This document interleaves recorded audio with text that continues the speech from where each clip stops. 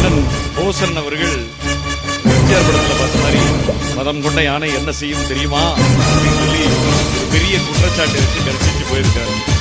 தினம் கொண்ட சிங்கத்திடம் தோற்று ஓடும் என்று சொன்ன எம்ஜிஆரின் பிள்ளைகள் இடத்திலிருந்து ஒரு பதில் தருகிறேன். யார் சிஎம்? என்டிஏ கூட்டணிக்கு தமிழ்நாட்டிலே எடப்பாடியார் தான் சிஎம். பரமசிவம் சொல்லவில்லை. இந்த நாட்டினுடைய உள்துறை அமைச்சர் அமித்ஷா அவர்கள் டெல்லியிலிருந்து கிளம்பி வந்து சென்னையிலே சொல்லி சென்றிருக்கிறார். எடப்பாடியார் தலைமையில் தான் ஆட்சி, எடப்பாடியார் தான் முதலமைச்சர். நீங்க கேட்க மறந்த இன்னொரு கேள்வியும் சொல்லுகிறேன். கூட்டணி ஆட்சி தானே அமையும், ஆட்சியிலே கூட்டணி தானே, குழப்பமே வேண்டாம்.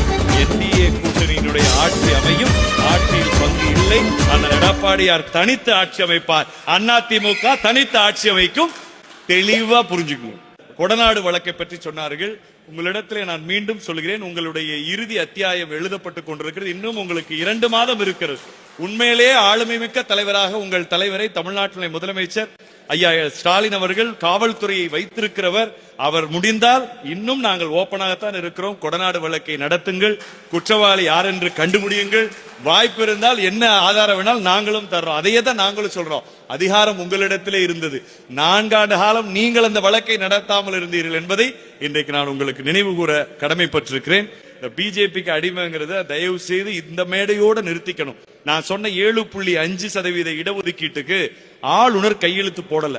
அன்றைக்கு மத்திய அரசினால் நியமிக்கப்பட்ட ஆளுநர் 7.5 சட்டம் கொடுக்க கூடாது கவர்மெண்ட் ஸ்கூல் பையனுக்கு சொல்லி கையெழுத்து போட மறுத்த போது தமிழ்நாட்டினுடைய முதலமைச்சர் தான் இந்தியாவிலேயே முதல் முறையாக ஒரு மாநிலத்தினுடைய முதலமைச்சருக்கு இருக்கிற தனி அதிகாரமான அவசர சட்டத்தின் மூலமாக அந்த 7.5 நிறைவேற்றி காட்டிய ஒரு ஆண்மைமிக்க அரசியல்வாதி அந்த எடப்பாடியார் என்பதை பெருமையோடு சொல்லுகிறேன். இன்றைக்கு இதே மண், இந்த அறந்தாங்கி புதுக்கோட்டை மண்ணிலே இங்கே நம்மளுடைய ஹைட்ரோ கார்பன் மீத்தேனுக்காக எத்தனை விவசாயிகள் போராட்ட களத்தில் இருந்தார்கள். அந்த விவசாயிகள் எல்லாம் இன்னைக்கு அன்றைக்கு மத்திய அரசுல திமுக தான் கையெழுத்து போட்டுச்சுங்க.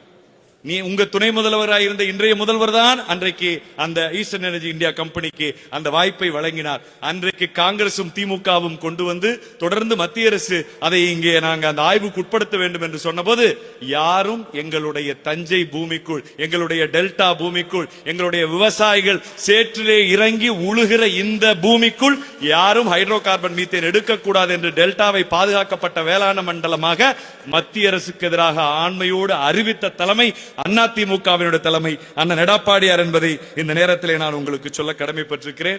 நீங்க தயவு செய்து இனியும் இந்த அரசியலை இந்த பிஜேபிக்கு இதாயிருவாங்களோ, கூட்டணியும் அதே போலதான் எப்பொழுது வேண்டுமோ. இன்றைக்கு திமுகவை வீழ்த்துவதற்கு இந்த கூட்டணி வேண்டும். இன்றைக்கு நீங்கள் செய்து வைத்திருக்கிற இந்த நிதி